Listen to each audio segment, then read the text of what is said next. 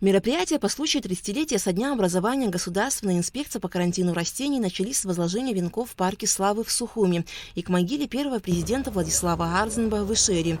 Затем состоялось торжественное собрание.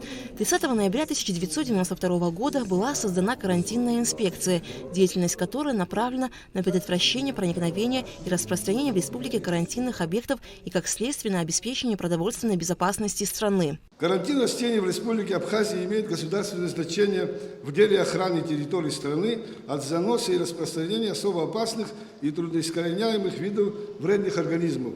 Закон Республики Абхазия о карантине растений ставит перед собой цель карантинных объектов на территории Республики Абхазия, определяет основы правового регулирования в области обеспечения карантина растения и направлен на защиту прав и законных интересов граждан и юридических лиц.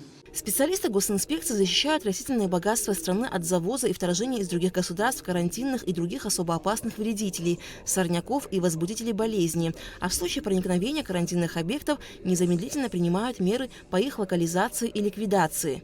От всей души поздравляю вас с 30-летием образования Государственной инспекции Республики Абхазия по карантину растений. Реализация государственной политики в области карантинного фитосанитарного контроля, возложенной на вашу службу, имеет очень важную роль в обеспечении продовольственной безопасности республики.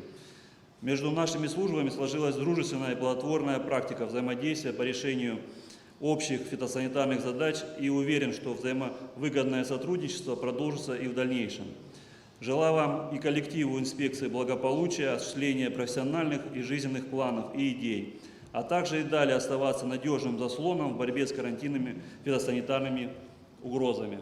В честь 30-летия со дня образования Государственной инспекции по карантину растений сотрудникам были присвоены классные чины, а отличившиеся были награждены почетными грамотами.